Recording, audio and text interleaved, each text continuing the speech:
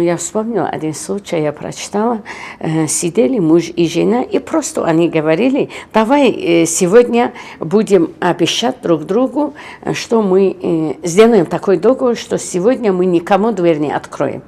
И через некоторое время позвонили в дверь, смотрят через глазок секции, и там родители мужа. Ну, неудобно же сейчас не открывать родителям дверь, но жена говорит, договор есть договор, не будем открывать.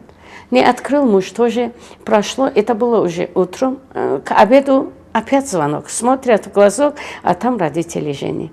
И он говорит, у нас договор такой. Она говорит, договор иногда можно нарушить. И открывает дверь своим родителям.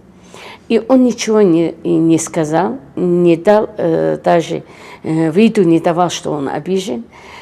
И после этого у них родились 3 сына.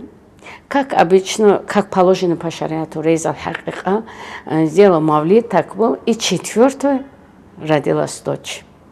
Тогда он как за мальчика резал 2 овца, Хакиқа всем позвонил, сегодня мне дочь родилась, так обрадовался. И жена говорит, когда мальчики родились, ты же не был так доволен, такой радостный. Он говорит, сегодня родилась та, которая откроет мне дверь.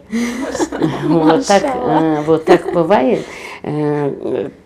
К своим родителям относиться хорошо, к родителям мужа относиться плохо. Это у кого иман в сердце, так не делает эта невестка. А если вот так сделает, ей все равно, вот у нее же родились 3 сына, а хотя бы одна невестка попадает капля в каплю, похожая на себя.